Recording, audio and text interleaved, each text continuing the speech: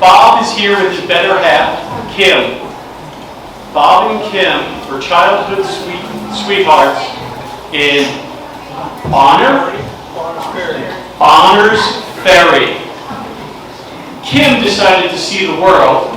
She went traveling to all these different colleges, while poor Bob went up to U of I. As a Bronco, I just don't know why my kid went to U of I. Never mind. All right. Bob is a local attorney, and he's going to talk to us about what? He's going to talk to us about the brothels of Boise. This guy is a wealth of information about the history of the whole area, so who knows? And so just ask questions at the end of his presentation and tap into all of his wonderful knowledge. And he's done some amazing stuff, like took a couple cases, I think, to the Idaho Supreme Court to preserve some old buildings. He's worked with the Idaho Preservation Society. I just really had the privilege of protecting at his attorney's office on 8th Street. And he's still working, so if you need a will or trust done, you know where to go. There you go. Awesome. All right. Thank you very much. Please join us in welcoming Bob.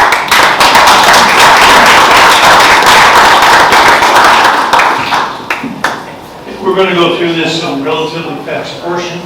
So if I go too fast, raise your hand. If you think I've got so I am going to be naming names. So if any of you need to quietly slip out, please don't end your street. You can do it now. I am going to go through this in a couple of ways. One will be some straight historical, by dates and chronological. I will stop in the middle and talk about organizational things, the different layers of how things laid out and so forth, and then finish it out, continue to the present, see how far we go. I think Peggy is going to give me symbols, so I'm going to give you signs when we're done. So, a brief history. Prostitution is commonly called the oldest profession.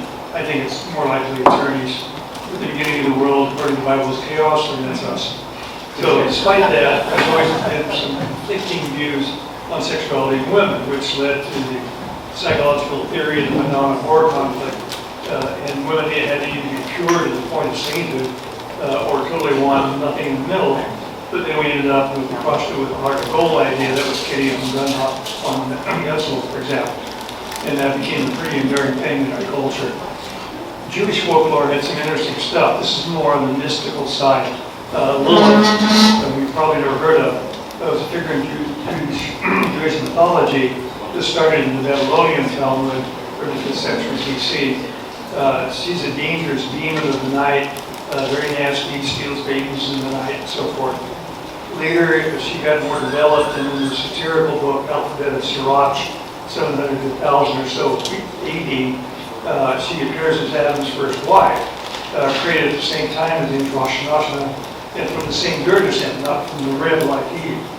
And she actually, it says, at least in the legend, that she left him because she refused to become subservient to him, first feminist.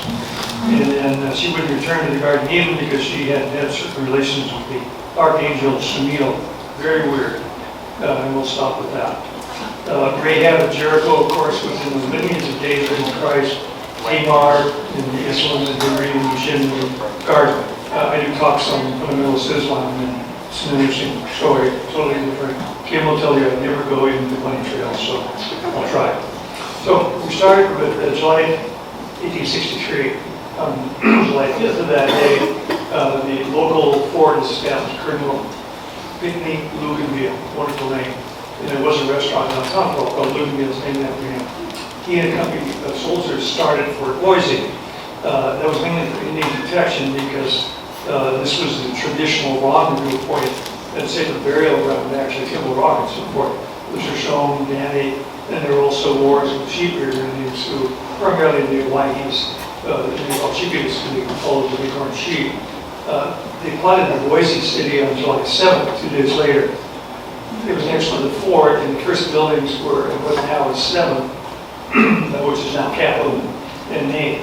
By September that year, there were 725 people, 115 of them women. Generally, throughout the years, we had a very high percentage of women compared to most places. That was all as a result of the Boise Basin gold rush in 1862. Boise is the capital of that territory as of 1864. We did not steal it from Lewiston. That's another story. In 1868, we had a population of 1,000, 20 saloons, 2 distilleries, 5 breweries. So you can see what the emphasis was. Wow. The first camp followers who were identifiably soiled doves were at what was then called Garrison, it's not 6th Street, in Idaho. That was the road to Fort Boise, and then ultimately up the Boise Basin. They were predominantly Irish laundresses. About 1880s when that started. They were paid by the military. 1 ration a day, place to stay, and medical assistance. They were living on cabins along with this Cottonwood Creek. That's what's now concrete going down from the stream and all that. They got 60 cents per soldier per month. There were 66 less men by that time. The first from outside the military were in 1863. Wonderful name, Madame Mustache, who was Eleanor Dumont. I always wondered if the fact that the Marx brothers, their prim and proper lady, they were always lucky was last name Dumont. I don't know if that's a coincidence or not. Anyway, she visited with what she called her hot wagon, and she then left for the fabulous Florence and Orfino. In 1866, Madame Isabella Roques, the Spanish courtesan, set up a 6th in Idaho. The Tri-Weekly Statesman reported that year a robbery of $2,000. That was a lot of money in that year. From Isabel by a quote, slippery red-haired and whiskered villain named Benjamin W. Bloomer. She offered a $500 reward, but never was recovered. The making reports unknown.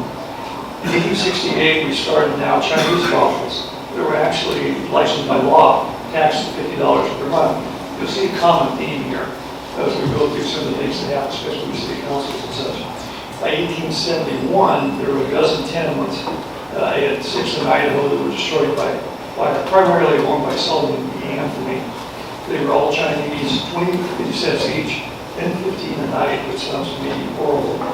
He grossed about $7,650 per year for those 9. That was a lot of money back in the day. You multiply that by 1. Another related story from the time is Quality Venus. Just going all that. I was involved with Quality Venus Ranch, so sometimes maybe we'll talk about that. There were also what they call herdier dancing herdiers, and quoting the Tri-Weekly Statesman, they are just fascinating enough to lure the idle and dissolute and eke out the last dollar from those who are waiting to be drawn into dissipation. They are no earthly use, no amusement to sensible men, and no benefit to the business of the place. These women are the lowest class of squids, chubby, black, can't talk English, live in the rear of the dance hall with the cheapest kind of thunder, and put it from one town to the other as they change their locations. They are imported into our country like slaves for the express purpose, paid a few dollars a month by an overseer, then hired out to be cattled around the room, drunk whiskey, and become the associates of a lot of drunken rowdies that forbids a dance, and often the great annoyance of better people who live in the immediate vicinity. Tri-Weekly Statesman didn't like all of this. Didn't change anything, but didn't like it. 1890, 1889, now we're up to 2,300 people in this area. 39% women, again, extremely high for many of the frontier areas. Statehood was voted and granted in 1890. Boise City was very isolated in those days. We didn't get the railroad at all until 1888, and that was spur line. This came in. The old downtown area was 9th and 10th Street downtown. But it was a great disappointment to see that Napa had an actual station. We only had a spur. A real source of disappointment. So there's not a lot of things going on here in that sense where our population didn't grow that much. There's no manufacturing. In that time period, for a while, there was no records about prostitution, no diaries, only a couple of business letters. So we don't really know much about what was going on. This now going into some of the structure of all of this. Prostitution originally called fancy women or loose women, were the terms we use. That loose woman was kind of loosing the stays on the corset. Because of course, once they have whale bones, corsets would tighten up to give shape to the figure, because you're supposed to have a 20-inch waist and balloon out from there. The class system of prostitution.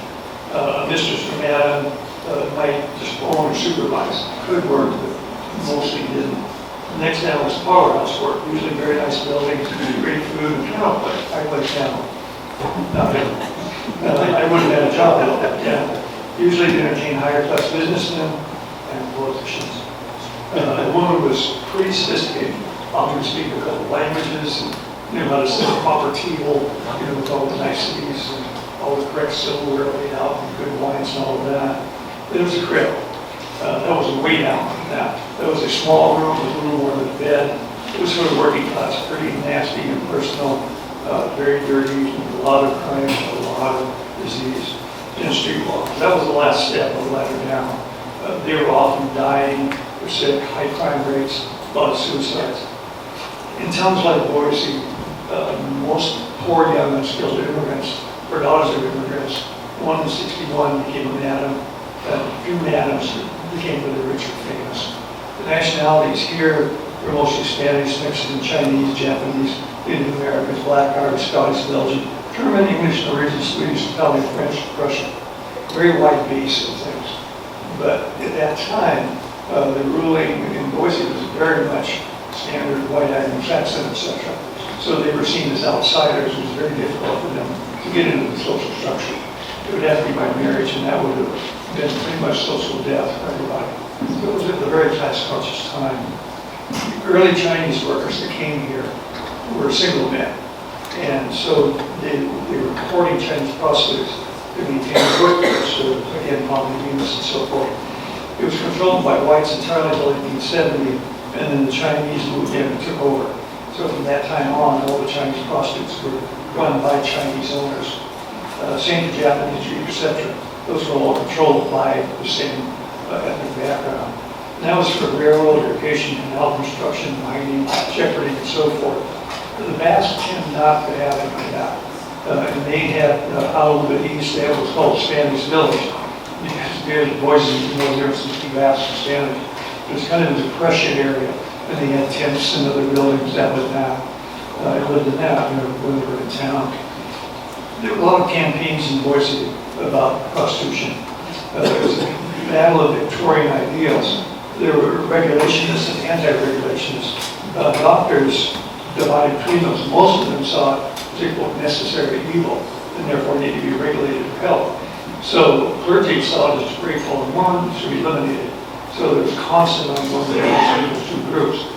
First campaign that really came up was 1989 when WCTU, which was Christian Temperance Union, and by the clergy joined together.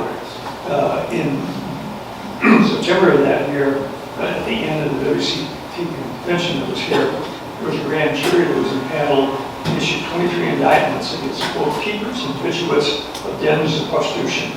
All but 6 women and 3 men named therein promptly left town, got out of the reach of the law. Reverend Martin and his wife, who were the heads of WC2, he led the campaign. The ones dumb enough to say were convicted.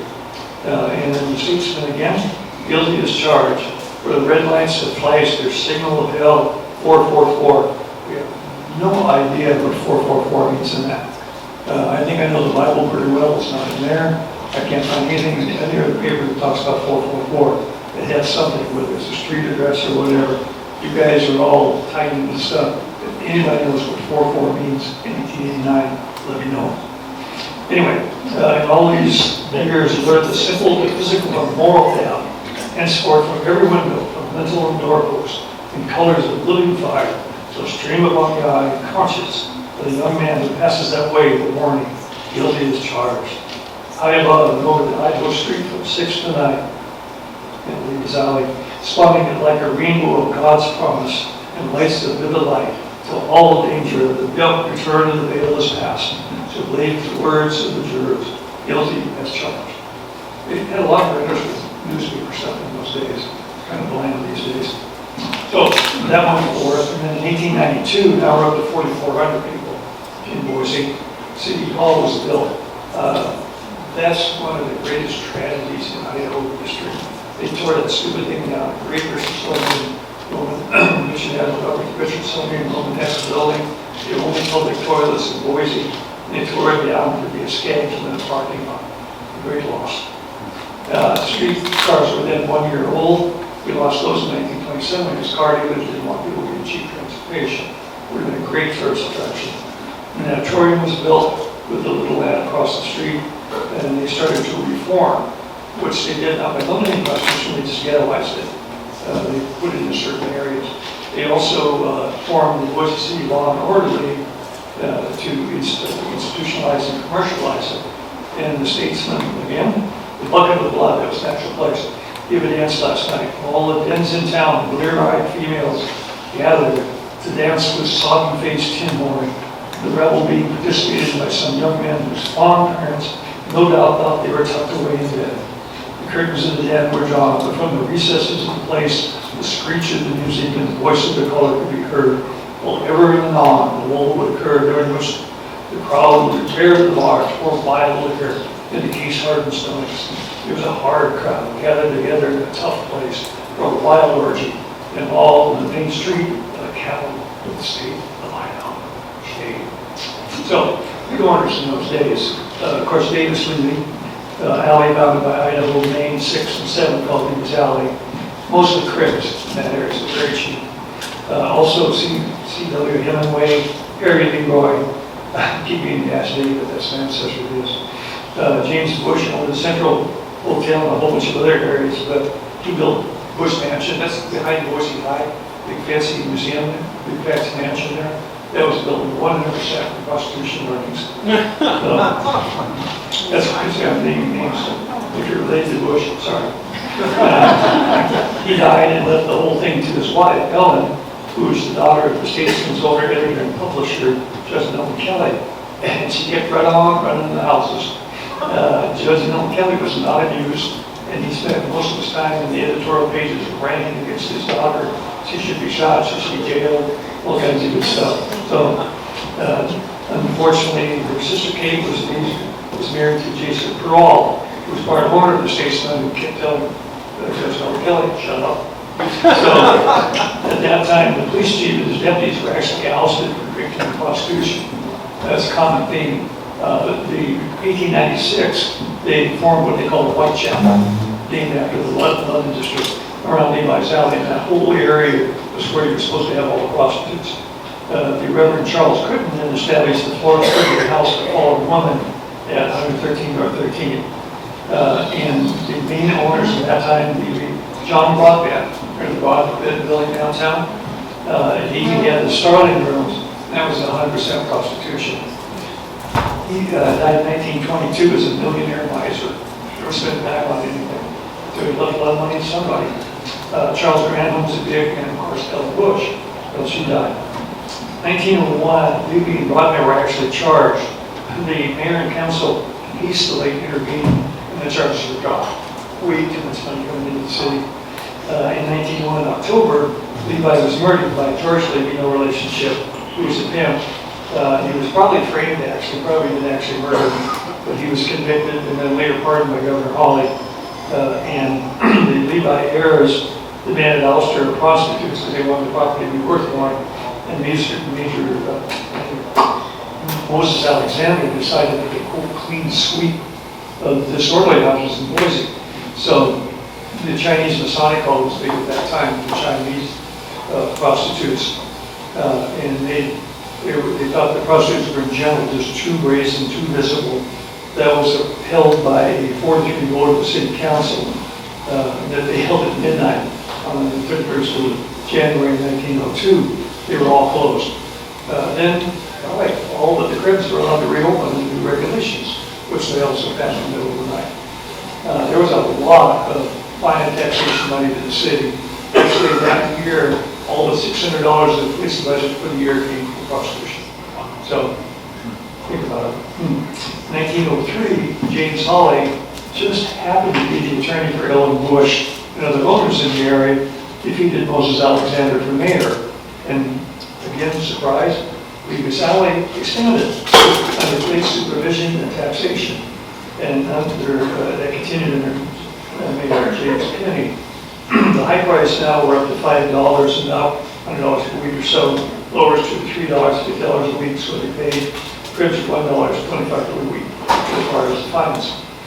Usually end of the line, but by now, most of the people in the cribs ended up being suicide with what they call antiseptic tablets. Basically, for swallowing an acid they ate your stomach, and he bled to death internally. Horrible way to go. As noted, the parlor houses continue to be very high class, used by third-party lobbyists to entertain the legislature. They don't do that, they don't know where to start. They have piano players, dentists, etc. The girls in those actually had meat service. Also, there was a roadhouse south of 9th Street Bridge. That's a whole different story. If you go back to the 1860s, 70s, the first 4 80 county sheriffs, 3 of them were lynched, and that ties to that house. Different stories another time. The fines at $30 and $10 per month, liquor, another $50 for doing business. That was a lot of dollars in those days, all flowing into the city coffers. 1909, the grand jury questioned 6 madams, 4 house girls, 2 career girls. There were about 90 total in Boise at that time. The main owners, Broadbent, Bush, Randall, and Levi Axe, with Levi Air and Max Lippman. There were testimony about fines to the police captain on 19th each month. Basically, the animals will walk in and hand in money, $30 per man, $10 per cribs. There were also required exams by the city physician, Dr. J.L. Stewart, on the 1st and 15th, they had $150 each. And then there was $25 each year to the IRS for the liquor license. So there's a lot of money flowing. Dear John Haynes, professor total ignorance of all of this, didn't know how his office was right next to the police chief, and they walked right past him, and he didn't know anything about it. So Agnes Bush, then socialite, the chief of police, Ben Francis, a diamond charm through the Elks Club. Of course, it wasn't from Birmingham, it just gave it to the Elks Club, but then gave it to the police chief. The chief also got $17.50 for selecting for each gambling team in the town. All hushed up. City council discussed moving the area to an island on the river, actually. Never happened, all that. Every day at 4 p.m., all the girls would go out and parade. They'd go march up the street and kind of compete about who looked the best and could parade the best. So the wonderful thing, I think this is the best of all, March 14, 1950, Dora Bowman was one of the most successful prostitutes in Boise. The WCTU had put up water fountains. They're trying to get people to drink the water instead of other more nasty things. She walked up to one of those WCTU fountains, took a drink, and dropped dead. There's some moral there. I don't know what it is, but whatever. It was the end of an era. That was kind of the end of the AMC or types of things going on. Population 17,000. And then kind of spread out. It was all over town, same third floors, that kind of thing, parlor houses, mostly now just goods managers, not many women owners. The Oxford gyms, Charlie Motels, reviews. J.W. Robinson, elected mayor, started a reform movement, so guess what? He got recalled. And they led to Samuel Hayes. Then Prohibition starts. Moses Alexander was elected governor of the progressive ticket. And so the saloons on one underground. They were covered until about 1918 and had wood leaves. Diamond Tooth Little actually came here. She was loafed at age 13. She claimed she had 8 husbands and had affairs with Kid McCoy, Star Kelly, Dick Schmicker, Tom Sharkey, Diamond Tooth, Jack Davis. She came from Silver City down here in 1820 and set up for a while at night in front, then called the Star Rooms. She had a large diamond right in her front tooth. She claimed she had $100,000 here, a lot of money. She stayed here until 1933, very long time. The funny thing was that when she died, she left her diamond in her tooth to the Boise Children's Home. So it was given to them, but apparently she was buried with it. It was a real shame. I tried to talk them into going out and exhuming her body in the rain, but she didn't. So, 1934, there was a bunch of indictments to the police officer for getting direct payments again, mainly from the Starling and Indiana. So, that's up to that time period. Is it still going on? Absolutely. A couple of years ago, I did a deathbed will for a Korean madam, massage type thing. And she died in the hospital. And I spent the next 6 months in probate to get her to a co-madam, and then working with the county police to say, no, we can't appear for the criminal charges because she's kind of dead. You know, can't do it. So that stuff still goes on. It's just different ways now. But it's still here, probably will always be here in the nature of people. So, anybody have questions? That's the whole history of Boise prostitution. Yeah. See that 444 thing? Yeah, the statesman said, when they were telling how these people had been charged and found guilty, they were saying something about 444 was a symbol of this depravity and wickedness. And, well, You can write the context. no, because I know biblical numerology, and 4 doesn't work for that at all. I think I know Jewish numerology. Yeah, so I don't know where it came from. Again, it may have just been the street of this. So, there was a question over there somewhere. 1890. No? I was pointing. Oh. Anybody else? Questions, answers? I picked on Bob a little at the beginning. I asked him if the brothels had any tokens. He was kind enough to tell me they did. And as metal detectorists, you should always be thinking, what are they made of? Brass. So maybe if you see a street tear out going on downtown, you might find one of those tokens. But like he told me, most of those places did not give discounts. I don't know how he knows, but he knows. Somebody said. Somebody said. Guys, let's give Bob a round.